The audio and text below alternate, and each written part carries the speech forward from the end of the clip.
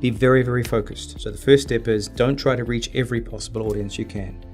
And I know you've had this great idea you've been nurturing, and your friends and your family have told you how great it is, and you think it's going to change the world. The reality is, if you're using an agency or looking at your PR, you want to focus on the smallest possible audience group.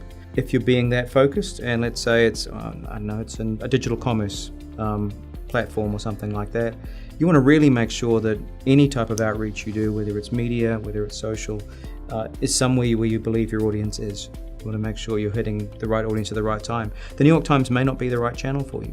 And in fact, you're going to have very few opportunities with the New York Times, especially as a startup. So if you are going to the Times, you want to make sure you're ready. And they're going to need from you a very solid story, a very solid differentiator.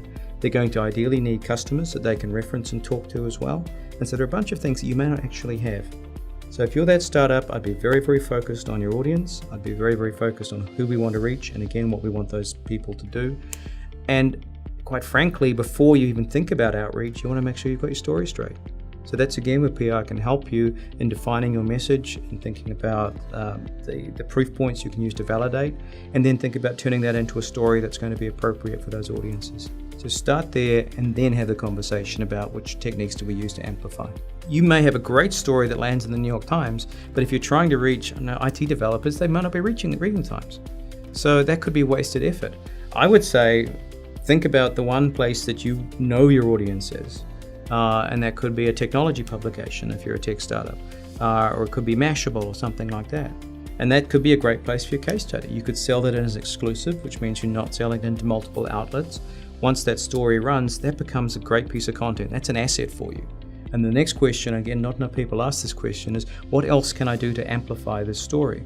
So can we use it as the basis of a conversation on our LinkedIn group?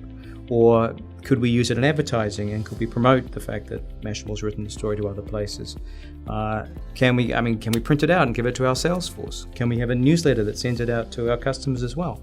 So I would identify the right place, and again, it could be Mashable, or it could be somewhere else, and then think about how you amplify that story across your channels.